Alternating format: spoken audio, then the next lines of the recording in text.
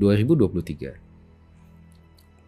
kita sudah mampu menyelamatkan 19 orang saudara kita dari ancaman hukuman mati.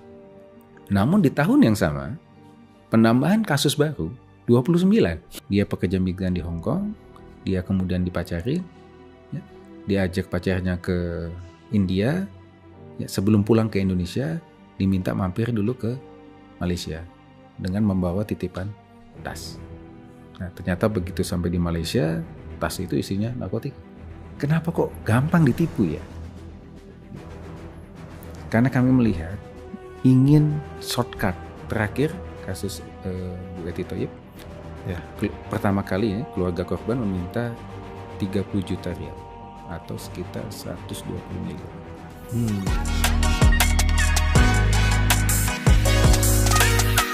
Untuk episode 20 bicara hukuman mati terhadap WNI di luar negeri, tapi masih vonis sih. Pak Ade, apa kabar? Baik, gimana kabarnya, sehat? Ini sehat sih, tapi kita mau cerita dikit nih. Berapa pekan lalu tiba-tiba kita dapat kabar nih, kabarnya dari Jogja, dibilang kalau misalnya ada 165 WNI yang tervonis mati di luar negeri. Langsung tuh rame tuh Wadi tuh. Oh, banyak banget nih, gimana nih? Ya, sebetulnya masyarakat belum terinfo dengan lengkap. Betul. Cerita tentang hukuman mati ini seperti cerita telenovela. Kok telenovela Pak Di? Dari dulu terus saja banyak sekali gitu loh. Episodenya banyak. Ya, episodenya nggak pernah selesai gitu loh. Ya. Never ending story. Nah, sekarang kita pengen tahu hari ini bagaimana kebijakannya, bagaimana nasib saudara-saudara kita yang di luar, dan bagaimana preventifnya. Ya, ini kawan lamanya Pak De ya? Teman baik. Teman baiknya Pak De juga. Ya. Kalau ini salah satu narasumber yang suka aku gangguin nih. Selamat datang Pak Direktur Perlindungan WNI, Pak Juda Nugraha. Mas Dir, selamat datang. Terima kasih Pak De, Mas Keri. Senang sekali kami bisa gabung di sini. Kalau dulu ada BHI-nya, sekarang udah nggak ada ya? Iya, jadi sekarang nomenklaturnya Direktorat Pelindungan WNI. Badan Hukum Indonesia tetap akan kita lindungi, tapi ada di beberapa unit kerja yang lain. Ya, makanya nih preambul dulu, aku kaget tuh sekarang Pak Juda Direktur Perlindungan WNI aja. Oke. Pak Juda pasti udah ngeh banget nih yang soal pernyataannya Pak Juda di Jogja nih. Iya, betul. 165 berarti sekarang ya? Betul. Yang tervonis mati. Betul. Tervonis atau terancam hukuman mati? Terancam hukuman mati mulai dari proses litigasi yang masih berproses maupun yang sudah inkrah. Jadi total 165. Banyak juga ya? Ya lumayan Pak. Iya. Memprihatinkan juga. Bahkan kalau kita bandingkan dengan jumlah komunitas warga negara kita yang ada di luar, angka ini tinggi. Iya. Dalam catatan kami ada 2,3 juta warga negara kita yang tercatat lapor diri di perwakilan RI. Walaupun mungkin angka sebenarnya pasti jauh lebih tinggi. Iya. Namun at least 2,3 juta. Jadi untuk 2,3 juta 165 is quite high. Mas, 165 itu yang terancam dan dalam proses hukuman mati. Nah, itu kan belum terhitung mereka yang tidak terancam hukuman mati tapi ada dalam penjara kan, Mas? Betul. Kalau itu dihitung lagi lebih banyak lagi. Jadi dapat kami sampaikan mungkin yang perlu menjadi concern kita bersama. Iya. Jadi kami mencatat dari tahun ke tahun terjadi peningkatan kasus yang menimpa warga negara kita ya, di luar negeri yang semakin meningkat. Trennya dalam 5 tahun terakhir, 2019 kami menangani 24.000 kasus. Kemudian tahun 2020 lah kita anggap sebagai outliers karena itu tahun COVID. Lalu ke tahun 2021 meningkat ke 29.000 kasus. Tahun 2022 meningkat ke 35.000 kasus. Dan terakhir kemarin 253.000 kasus. Ini jumlah peningkatan yang sangat besar. Mas Direktur bisa cerita nggak? Ada 50.000 kasus. Apa arti kasus? Jadi kasus ini adalah semua permasalahan yang dihadapi oleh warga negara kita. Ya. Mayoritas dalam catatan kami adalah warga negara kita yang melakukan pelanggaran keimigrasian. Berstatus undocumented di luar negeri. Ini sebetulnya mencerminkan bahwa pola migrasi warga negara kita ke luar negeri itu belum dilakukan dengan cara yang aman, sesuai prosedur, sehingga akhirnya mereka menjadi undocumented. Ya. Nah kemudian banyak kasus yang lain, mulai dari TPPO, mulai dari kemudian evakuasi, dan berbagai macam kasus yang lain. Mas Direktur, kalau tadi menyebutkan angka 50.000 ya, 50.000 itu kalau kita petakan, Mas Direktur bisa kasih gambaran ke kita semua nggak? 50.000 itu mostly di mana, yang paling banyak di mana, paling sedikit di mana, rata-rata di mana gitu? Jumlah kasus konsisten dengan jumlah warga negara kita di satu negara. Oh, Jadi jumlah warga negara kita yang terbesar yang berada di luar negeri ada di Malaysia. Nomor 2 ada di Saudi, nomor 3 ada di Taiwan, nomor 4 ada di Hong Kong, dan kemudian sisanya menyebar ke banyak negara. Jumlah kasusnya pun konsisten. Yang paling banyak ada di Malaysia, kemudian di Saudi. hukuman matinya juga apa Iya. tuh sama ada? Jadi dapat kami sampaikan hingga saat ini kami mencatat ada 165 warga negara kita yang terancam hukuman mati. 155 diantaranya itu berada di Malaysia. Malaysia. Dari 165, 155 di Malaysia, 3 di Saudi, 3 di Uni Emirat Arab, kemudian 1 di Laos. Oh. Ini 155 paling banyak narkoba ya kasusnya ya, Pak? Betul. Jadi yang di Malaysia, khusus di Malaysia paling banyak itu adalah kasus narkotika. Ya, jadi tetangga kita itu sangat dekat dengan kita, tempat kita bermigrasi paling dekat, paling gampang, tanpa visa, tapi ternyata risikonya juga besar karena aturan di sana juga lebih ketat dari kita. Itu kasusnya apa saja utamanya yang dari Malaysia itu? Jadi Malaysia tadi kami sampaikan mayoritas yang paling banyak itu adalah kasus narkotika. Modusnya biasanya pekerja migran kita digunakan sebagai kurir. Oh. Jadi modusnya bermacam-macam nih. Ada yang ini kasus yang juga pernah kita tangani. Dia pekerja migran di Hong Kong, dia kemudian dipacari, ya, diajak pacarnya ke India, ya, sebelum pulang ke Indonesia diminta mampir dulu ke Malaysia dengan membawa titipan tas. Nah, ternyata begitu sampai di Malaysia, tas itu isinya narkotika. Ya, ketika diperiksa, ya memang betul tas itu dalam possessionnya WNI kita, dan akhirnya dia terancam hukuman mati. Mas Direktur, satu hal yang perlu kita ketahui bahwa mereka yang terancam hukuman mati ini apakah pernah dilihat pendidikannya apa, sehingga kita tahu sebetulnya ini sebetulnya by intention, sesungguhnya dia sengaja membawa narkotika, atau sebetulnya karena maaf ya kekurangannya dalam berpikir sehingga kemudian kita simbolkan dia dimanfaatkan pihak lain gitu. Dari rata-rata yang terancam hukuman mati itu pendidikannya apa sih? Yang tadi kami sampaikan memang bervariasi, ya. Ada memang pekerja migran kita, ya. Tentu kalau pekerja migran kita mayoritas memang tidak tinggi pendidikannya seperti itu, dan juga ada beberapa yang bukan pekerja migran, ya. Dalam konteks pelindungan warga negara, yang kita lindungi itu adalah hak, ya.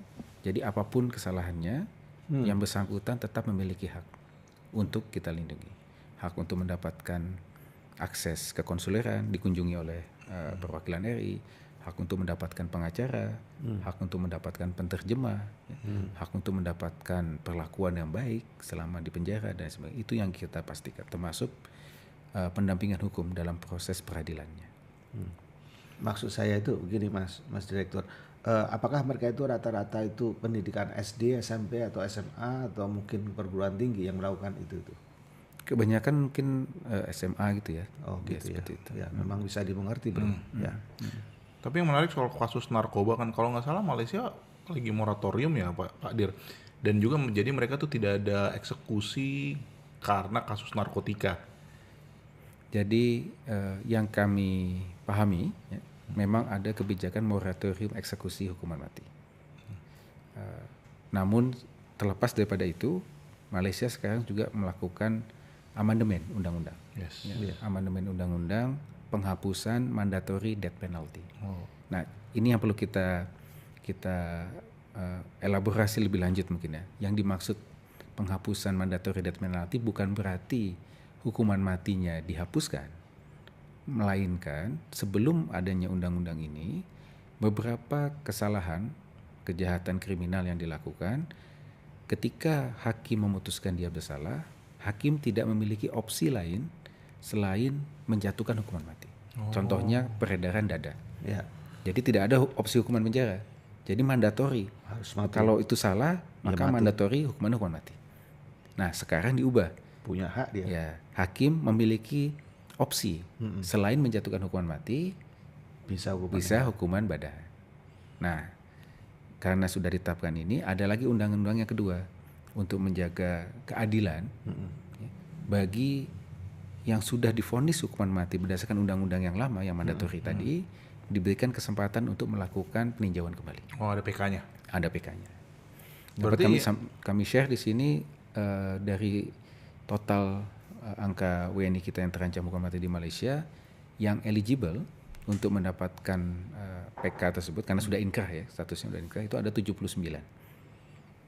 79 sudah eligible untuk mendapatkan proses peninjauan kembali, dan kami melalui KBRI kita yang ada di Kuala Lumpur dan perwakilan kita yang ada di daerah-daerah seperti Penang, Johor Bahru, KK, Kuching dan Tawau, kita tunjuk retainer lawyer, pengacara untuk memastikan bahwa hak-hak mereka terpenuhi, pendampingan hukumnya terpenuhi dalam proses peninjauan kembali tersebut. Dan alhamdulillah dari 79 tersebut 51 bebas dari hukuman mati. Wow, ini patut disambut baik karena upaya perlindungan WNI berarti ada hasilnya gitu. 51 berarti Pak Jude. Tapi kadang-kadang kan yang seperti Pak De bilang, nanti ngulang lagi. Ini menarik Mas Kirin ya. Ini yang sebetulnya membuat kita harus merubah strategi kita. Kita tidak lagi bisa hanya menggunakan pendekatan pemadam kebakaran. Jadi ketika ada kasus, ya, baru kemudian kita tangani. Bagaimanapun langkah pencegahan itu jauh lebih efektif. Kita saat ini itu bekejaran dengan penambahan kasus baru. Kalau dilihat dari kinerja pelindungan kita, tadi 51 khusus untuk yang hasil amandemen ini bisa kita selamatkan. Selama tahun 2014 hingga tahun 2023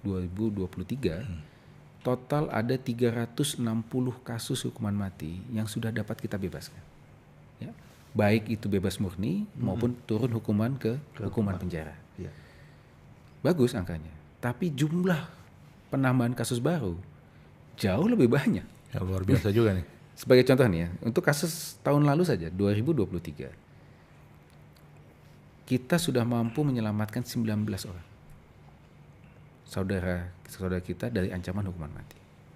Namun di tahun yang sama penambahan kasus baru 29. Oh. Jadi kita defisit 10. Jadi Ini namanya bukan defisit, surplus. nah jadi memang itulah kemudian mengapa kita bangun pedoman.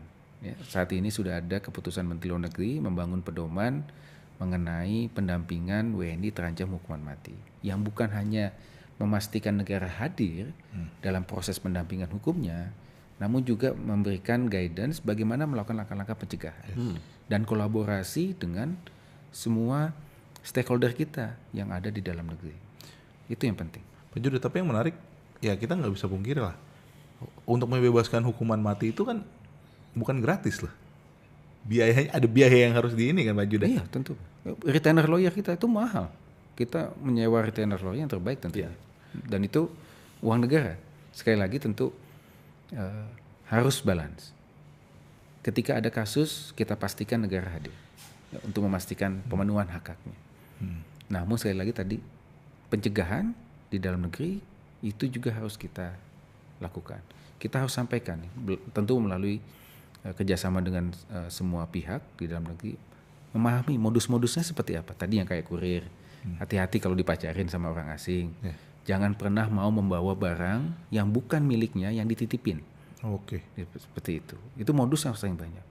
Atau contoh di Saudi, ada beberapa kasus yang mungkin tidak ada di hukum kita, Contoh sihir. Nah itu menarik nih. Gimana Pak Juri? Sihir kan tidak ada di hukum kita. Ya. Nah di Saudi, sihir itu ancamannya hukuman mati. Dan ada warga negara kita yang terancam hukuman mati karena kasus sihir. Gara-gara sihir ya? Ya. Kita kan bicara tadi, ada 3 prinsip pelindungan.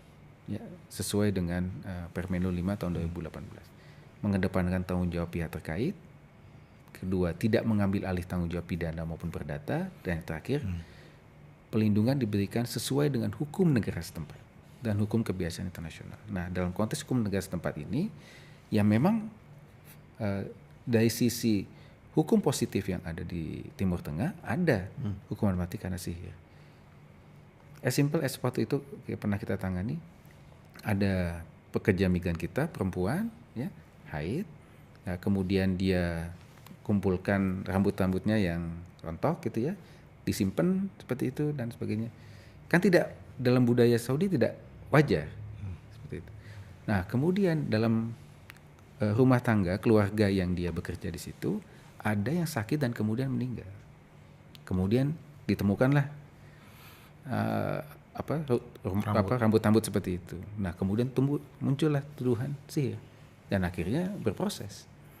Nah hal-hal itu yang perlu kita berikan pemahaman. Jadi pentingnya kita membangun sebuah pola migrasi yang aman adalah antara lain memberikan pemahaman kepada calon pekerja migran kita atau warga negara kita yang akan pindah keluar mengenai konteks hukum negara setempat dan juga konteks budaya negara setempat, sehingga bisa terhindar dari tindakan-tindakan kriminal yang akhirnya berujung kepada ancaman hukuman mati. Mas Direktur, bagaimana melakukan pencegahan terhadap orang-orang yang melakukan semacam itu ketika pola migrasi ini tidak bisa boleh dibilang tidak bisa dibendung dan mungkin juga tidak bisa dideteksi secara baik begitu loh. Karena orang bepergian ke ASEAN semuanya sudah tanpa visa. Betul. Dari ASEAN bisa pergi kemana saja. Bahkan sekarang pergi untuk umroh saja udah bebas visa apa aja bisa dipakai misalnya. Yeah. Kemudian habis itu bisa menggelandang menjadi overstayer. Bagaimana preventive measures yang dilakukan agar semua itu paling tidak berkurang lah, tidak terjadi lagi gitu. Yeah. Pertama tentu kita mayoritas warga negara kita yang ada di luar negeri itu kan bekerja sebagai pekerja migran. Lebih dari 90% itu adalah pekerja migran. Maka tata kelola penempatan pekerja migran kita itu harus bisa ya, memastikan koridor aman. Ya, prosesnya itu harus mudah, murah, cepat, aman. Ya, agar masyarakat kita tertarik untuk berangkat sesuai prosedur. Sekarang ini pemerintah itu bersaing dengan calo. Yeah. Banyak calon pekerja migran kita mendapatkan informasi mengenai lowongan kerja luar negeri dan proses keberangkatan ke luar negeri bukan dari pemerintah tapi dari calo. Ini tantangan besar kita memang. Nah, tapi tentu sesuai dengan Undang-Undang 18 tahun 2017 ini menjadi tanggung jawab bersama pusat dan juga daerah dan juga elemen-elemen masyarakat untuk bisa memberitahu bagaimana proses migrasi yang aman dan sesuai prosedur. Termasuk teman-teman media. Apa yang kita lakukan ini bisa kita sampaikan kepada publik bahwa kalau mau berangkat keluar ikuti prosedur sesuai dengan Undang-Undang 18 tahun 2017, daftar ke Disnaker negara tempat dia tinggal atau LTSA, ya. Lalu kemudian pahami kontrak kerja, isinya harus dipahami dan tanda tangan kontrak kerja itu harus di Indonesia, jangan di negara setempat. Prosedurnya seperti itu. Kemudian berangkat harus menggunakan visa kerja. Tadi yang Pak Ade sampaikan, di ASEAN kan bebas visa. Tapi bebas visa itu untuk wisata, bukan untuk bekerja. Kalau mau bekerja harus ada visa khusus yang diurus di kedutaan negara setempat yang ada di Jakarta. Nah, informasi itu harus kita sampaikan. Jadi kalau ada pihak-pihak yang menawarkan, "Oh ya gampang, kerja di luar negeri yuk, kasih bikin paspor langsung berangkat." Harusnya bertanya, mana kontrak kerja saya, mana visa kerja saya? Kalau nggak ada, jangan berangkat. Jangan berangkat. Kalau calonnya menawari untuk bekerja di luar negeri secara ilegal gimana tuh Mas? Apalagi kalau yang iming-iming gaji Ya, tinggi tuh Mas. Gitu. Nah ini mungkin, Mas Giri mungkin sudah kita sering diskusi ya, Yes. masalah online scam ya. Ya, Ini lebih parah lagi nih. zaman sekarang susah benar ya. Jadi kami melihat ada pergeseran tipologi kasus TPPO, tindak pidana perdagangan orang. Kalau dulu kasus TPPO tradisional yang kita hadapi adalah bekerja di sektor domestik. Mayoritas korbannya perempuan, berpendidikan rendah, datang dari keluarga miskin. Nah, namun kasus online scam yang saat ini hingga hari ini, dari sejak tahun 2020 hingga saat ini kami sudah menangani 3.703 kasus, and keep on counting until today. Kasusnya masih banjir, kita tangani. Yang menarik adalah tipologi profil victimnya berubah.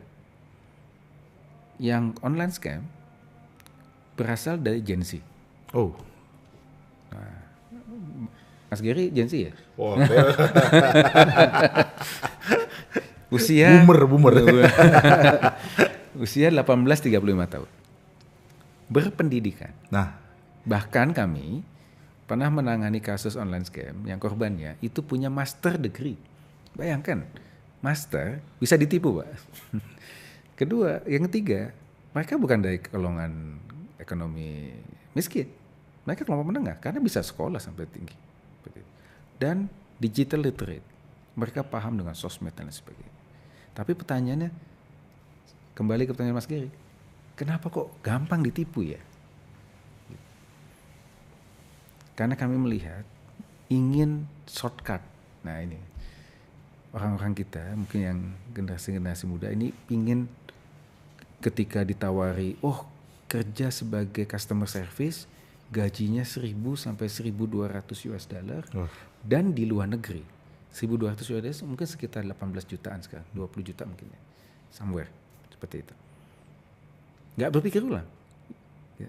Karena yang dikejar adalah yang diingat gaji tingginya dan kerja luar negeri, keren, bisa sosmed nanti kan, oh saya kerja luar negeri nih, itu yang dikejar, tapi tidak kritis terhadap prosedurnya. Harusnya bertanya, kok mendapatkan gaji 1.200 US dollar tidak ada kualifikasi khusus? Harusnya kalau kritis kita bertanya, ini benar nggak ya? Terus bisa dicek nggak perusahaannya, kredibel atau tidak? In most cases nggak bisa dicek.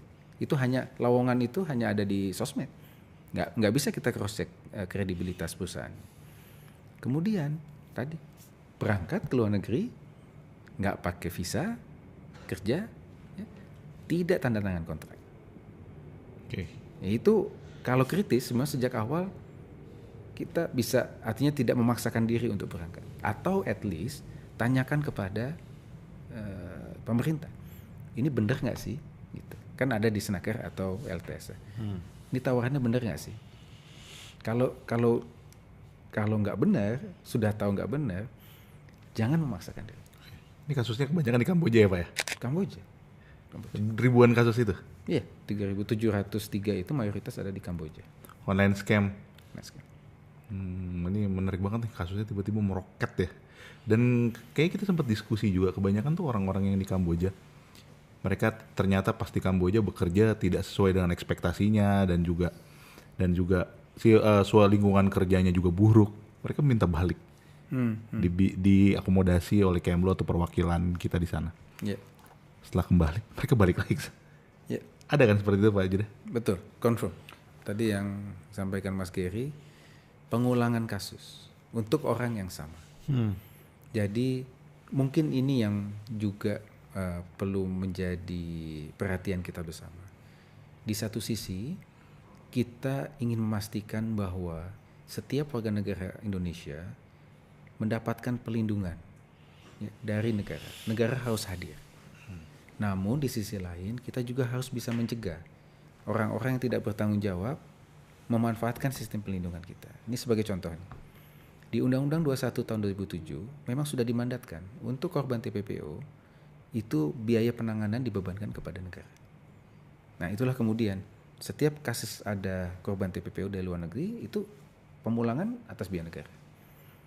Tapi yang menarik adalah ketika sudah pulang, tadi yang Mas Gaya sampaikan, kami mencatat mereka berangkat lagi ke luar negeri dan bekerja di jenis perusahaan yang sama. Berarti udah bukan masuk TPPO dong, Pak? Bukan. Kalau misalnya kedua atau ketiga kali. Bukan. Dan mereka pasti secara sadar kan? Iya, seperti itu. Gitu. Memang betul, kita pun harus coba mendalami lebih lanjut. Kenapa kok mereka berangkat lagi keluar? Memang ada kerentanan ekonomi di dalam negeri.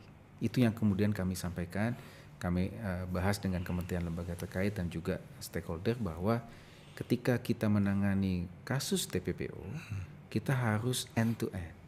Bukan hanya menangani di luar dan kemudian kita pulangkan. Pada saat dipulangkan, kita harus lakukan juga rehabilitasi, reintegrasi, termasuk pemberdayaan ekonomi. Kerentanan ekonomi ini yang kemudian menjadi salah satu alasan utama kenapa mereka akhirnya berangkat lagi keluar. Kalau tadi Mas Direktur mengatakan bahwa kita harus konsultasi banyak nih dengan pihak yang berwenang biar tidak salah jalan gitu. Tapi apa yang terjadi di Jerman kemarin? Justru universitasnya juga tertipu, Mas. ini sesuatu yang unik juga kan? Iya. Ternyata beberapa universitas juga tertipu oleh oknum. Nah, jadi gimana nih Mas? Kita harus dari sisi mana ini Mas? Iya. Apakah ada permainan oknum lokal juga itu, Pak Judah? Yang pengen misalnya di semua kasus ya? Khusus misalnya di Kamboja atau misalnya yang tadi Pak dia bilang. Ini universitas loh bro. Kalau yang di online scam? Kalau di online scam modusnya kebanyakan tawaran itu melalui sosial media. Dan kemudian tidak ada proses beda, makanya tadi modusnya dengan yang tradisional. Yang tradisional itu ada calo. Ada calo, dia bayarin gitu ya. Calonya dari sini atau Dari sini kalau yang tradisional ya. Tradisional tuh. Calo atau sponsor lah mereka bisa sebut. Kasih uang fit ya. Sebelum berangkat dikasih 5 juta 10 juta. Padahal itu bukan uang gratisan. Itu adalah bentuk penjeratan hutang sebenarnya. Bondage. Iya. Nah, untuk yang online scam ini memang lebih rumit ya karena memang interaksi dengan calonya ada calonya pasti. Tapi tidak langsung, biasanya lewat sosmed dan lain sebagainya. Dan kemudian mereka kontak-kontakan kemudian sudah dapat paspor langsung difasilitasi berangkat keluar. Kalau yang Jerman tadi gimana tuh? Yang Jerman ini menarik ya, menarik. Karena di satu sisi Job itu adalah program resmi dari pemerintah Jerman. Ya. Namun dimarketingkan oleh pihak-pihak yang tidak bertanggung jawab di Indonesia itu sebagai program magang. Job itu bukan program magang. Yeah. Job itu artinya bekerja semasa liburan. Masa liburan. Jadi sebetulnya itu untuk mahasiswa di sana selama masa liburan untuk nambah uang saku, bukan untuk magang.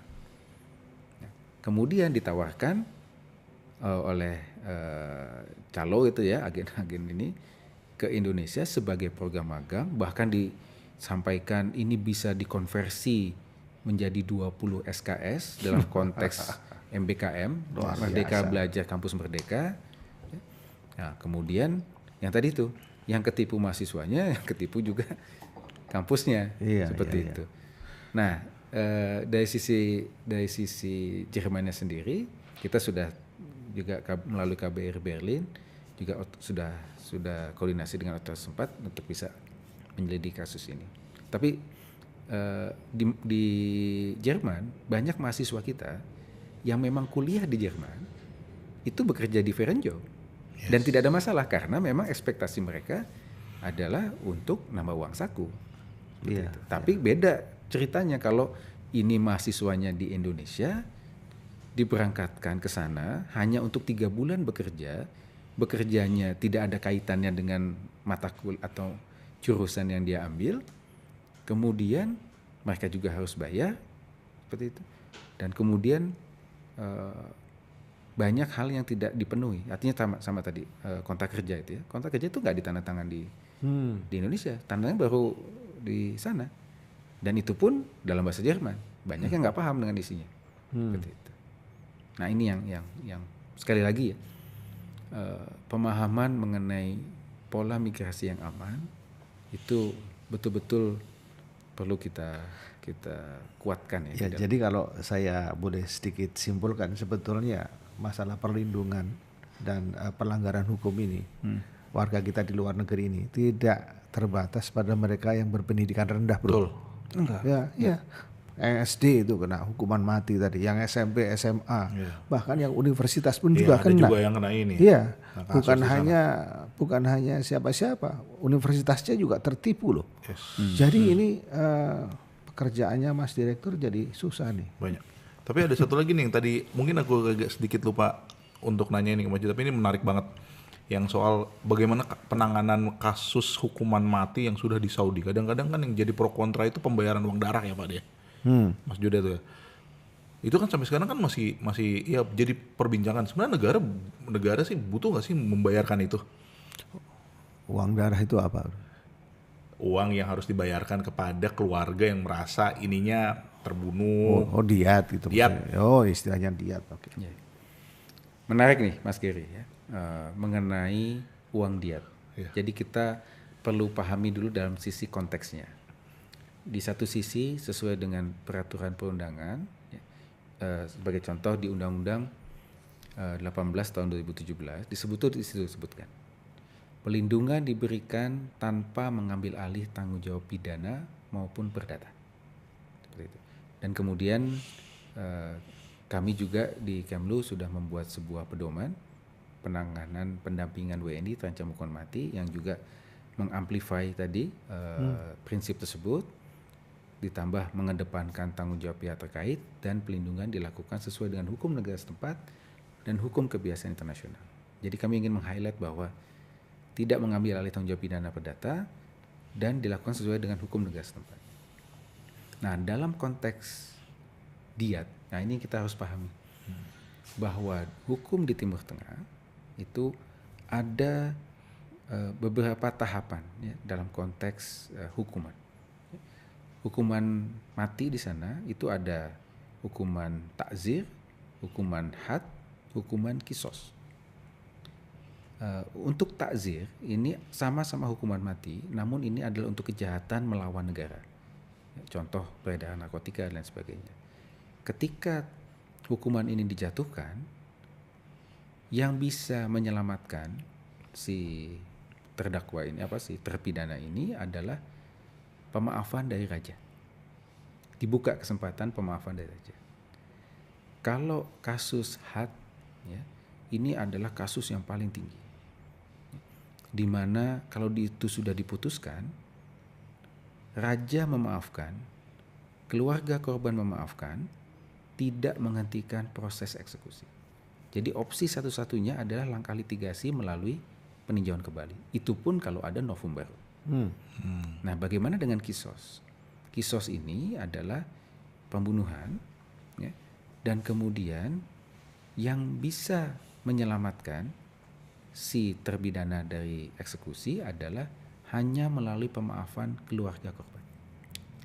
Raja memaafkan tidak akan menghentikan eksekusi. Jadi kuncinya adalah pemaafan keluarga korban.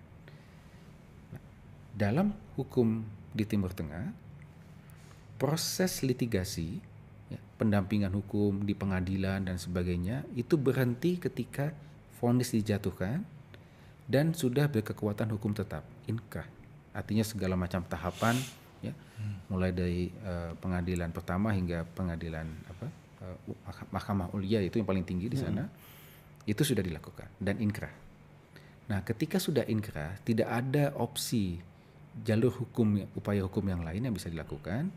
Sesuai dengan hukum yang ada di sana, dibukalah proses namanya tanazul, pemaafan.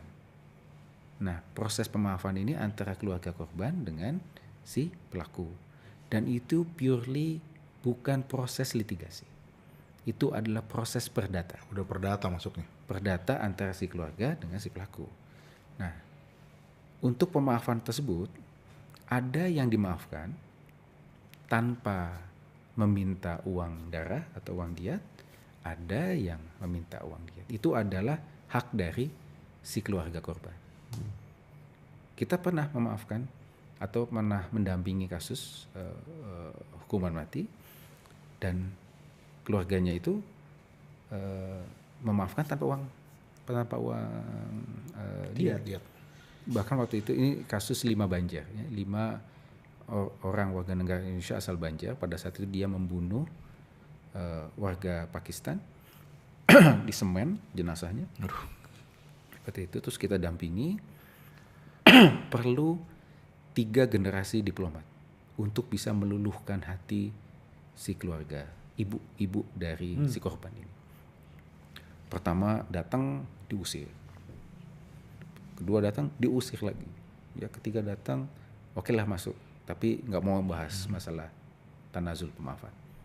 Dan akhirnya kita jalin silaturahmi saja, dan terus sampai akhirnya karena sudah dekat gitu ya, ketika si ibu itu sakit, diplomat kita sampai gotong ibunya bawa ke rumah sakit. Nah kemudian ibunya tersentuh hatinya, ini karena ini kok perwakilan RI itu begitu konsisten gitu ya, deketin dia gitu ya, dan akhirnya ibunya oke, saya maafkan, dan dia tidak meminta uang dia. Tapi ada kasus yang lain juga yang ya tentu sekali lagi itu merupakan hak dari keluarga. Ada yang meminta uang dia. Dan jumlahnya nggak murah Pak Jude. Iya. Ya, saya dapat sampaikan sangat mahal. Dan dari tahun ke tahun kita mencatat peningkatan angka diat yang begitu tinggi. Dulu dalam awal-awal itu kisaran 2 miliar. Wow. Awal-awal tuh tahun kira-kira? Tahun berapa ya? Tahun 2012 apa ya? Seperti itu ya. 10-12. Nah kemudian terakhir kasus Bu Eti Thoyib. Ya. Pertama kali keluarga korban meminta 30 juta rial atau sekitar 120 miliar. Seperti itu. Ya. Nah kembali ke pertanyaan Mas Kiri. Ya. Kalau kita merujuk kepada peraturan perundangan, tidak mengambil alih tanggung jawab pidana maupun perdata. Nah dalam konteks hukum kisos dan diat ini, diat ini adalah proses perdata. Artinya pemerintah bisa jadi tidak akan membayarkan diat tersebut karena itu adalah urusan pribadi, seperti utang piutang. Ya. Nah, tapi kami bisa sampaikan di sini, ini mekanisme yang berlaku di Saudi. Ketika ada kasus kisos dan ada permintaan diat, itu bukan hanya untuk WNI ya, untuk warga Saudi juga ada di situ. Ada namanya lembaga Lasna Afu, lembaga pemaafan. Nah, disitulah dia yang membantu merekonsiliasi antara keluarga dan pelaku. Nah, ketika ada permintaan uang diat di Lasna Afu itu akan dibuka rekening untuk para musinin. Jadi dibuka untuk para musinin yang mau membantu membayarkan uang diat masuk ke rekening itu. Nah, itu dibuka mekanisme itu. Jadi memang itulah yang berlaku di Saudi. Di Saudi tadi ada berapa Pak Jude yang tervonis hukuman mati? 3. Dan ini udah inkrah semua ya 3 itu? Ada yang masih berproses. Ya, jadi sebetulnya proses hukuman mati itu sangat panjang. Ya, panjang. Sangat panjang dan melelahkan. Ya. Dan yang bersangkutan selama itu pula ada di penjara kan. Ya. Jadi ini yang perlu dipahami. Dan kalaupun dia akhirnya tawar-menawar dengan diat, itu menjadi masalah yang namanya perdata.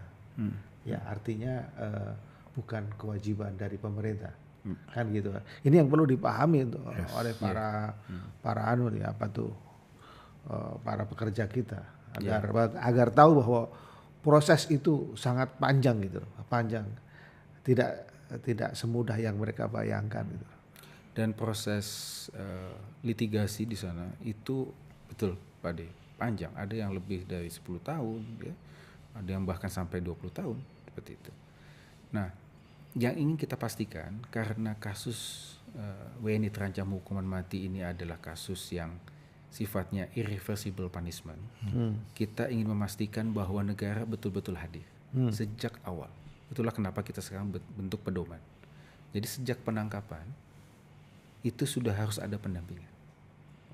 Kita berikan guidance itu kepada perwakilan, pendampingan hukum pada saat penyelidikan, proses pengadilan, diberikan pengacara, diberikan penterjemah, diberikan akses ke konsuleran, diberikan juga kami melakukan kegiatan family reunion karena kan mereka bertahun-tahun ada di penjara.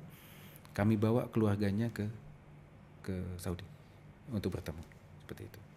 Dan berbagai macam upaya lain yang kita lakukan untuk memastikan bahwa negara betul-betul hadir dan semaksimal mungkin kita lakukan sesuai dengan tadi peraturan yang berlaku. Kalau yang bisa aku tarik dari omongannya Pak Juda ya, hati-hati juga kalau mau bekerja di luar negeri karena hukumannya dibilang panjang, proses hukumnya panjang, kalau misalnya tersandung masalah hukum. Dan juga walaupun negara membantu yang tadi Pak Di juga bilang kan, ya ini semua ya benar-benar panjang. Jadi ya harus dibaca benar-benar ya Pak Juda ya. Iya. Kontrak dan juga sebenarnya perbaikannya juga harus bisa dimulai dari dalam negeri. Oke Pak Di. Ya. Nah, satu lagi mungkin belajar dari kasus-kasus yang WNI kita yang terancam hukuman mati. Untuk kasus narkotika tadi, kan modus-modusnya sudah banyak ya. Dan kemudian kita perlu edukasi masyarakat untuk berhati-hati dengan modus tersebut. Nah, untuk kasus pembunuhan ini kan 2 ini yang punya ancaman hukuman mati. Untuk kasus pembunuhan, satu hal adalah jangan takut untuk melapor. Know your rights. Ini ada satu kasus hukuman mati, dia membunuh majikannya. Di mana Pak Juda? Kalau boleh di Saudi. Ya. Saudi ya? Membunuh majikannya. Ya.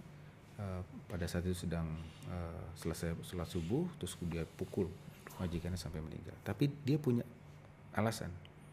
Kenapa? Karena dia merupakan korban perundungan seksual. Ada sexual harassment yang dilakukan oleh majikan. Tapi itu bukan terjadi pada saat itu, terjadi lama sebelumnya, ya, berulang kali. Nah kemudian dia tidak melapor, dia mendem saja. Nah lama-lama akhirnya dia dendam. Nah ketika dendam dia membalas dengan membunuh. Nah ketika mendapatkan kasus-kasus seperti itu adalah hak setiap warga negara kita untuk melapor kalau ada bentuk-bentuk pelecehan seperti itu ya. Jangan ragu untuk melapor. Know your rights. Pertama kita pahami hak kita and then fight for your rights. Jadi kita perjuangkan. Kita sudah punya hotline, ya. Kita sudah punya akses. Makanya itu pentingnya berangkat ke luar negeri sesuai prosedur agar informasi itu sudah bisa kita sampaikan sebelum berangkat. Gitu. Nah, ketika dia tahu dia lapor. Nanti kita bisa serikan bantu. Jadi jangan membuat masalah itu ditumpuk gitu ya. Akhirnya kemudian dia tidak bisa mengontrol emosinya dan kemudian justru akhirnya malah salah. Yang dilihat dari sistem pengadilan pada saat itu adalah ya pada saat terjadi proses pembunuhan itu saja. Ya. Yang harassment-nya dulu nggak dianggap gitu. Seperti itu. Nah itu yang perlu kita perhatikan. Iya. Ya. Udah banyak banget nih penjelasan dari Pak Juda soal hukuman mati. Ya, dan sebenarnya kita ngomongin masalah hukuman mati ini jadi sedih juga kita. Yes. Ya, artinya ini kan warga kita di luar negeri. Artinya kita perlu sama-sama lah saling mengingatkan. Luar negeri itu bukan sesuatu yang tidak selalu indah ya, gitu. Yes. Ya, semuanya ada aturan masing-masing. Kita harus punya bekal yang cukup, pengetahuan yang cukup, gitu. Proses yang benar, gitu ya. Migrasi yang aman lah, kata Mas Yuda tadi. Ya, mudah-mudahan ke depan bukan Mas Yuda, bukan jumlahnya naik. Kemarin jumlahnya naik ya sekarang. Doa kami itu. Ya, mudah-mudahan bisa turun. Ya. Karena keberhasilan itu ketika jumlahnya turun, bukan naik. Dan juga jangan tergiur gaji gede juga sih. Iya. Pendapatan lebih besar dari ini kan yang bermuaranya ini kan masalah ekonomi ya Pak De ya. Iya. Ya. Mas Juda terima kasih banyak nih udah nyempetin waktunya. Saya dengar kan dari luar kota ya tadi. Udah capek-capek singgah di kantor Kumparan ya Pak De. Terima kasih. Makasih Pak De, Mas Gary ini Ya. sekali lagi terima kasih untuk undangannya dan juga minumnya nih. Dan mudah-mudahan diskusi kita sore ini bisa bermanfaat buat teman-teman. Amin. Ya teman-teman Kumparan, tadi kita udah bicara soal hukuman mati di Deep Talk episode 20. tunggu di talk episode selanjutnya membahas info-info internasional dan isu-isu internasional teraktual.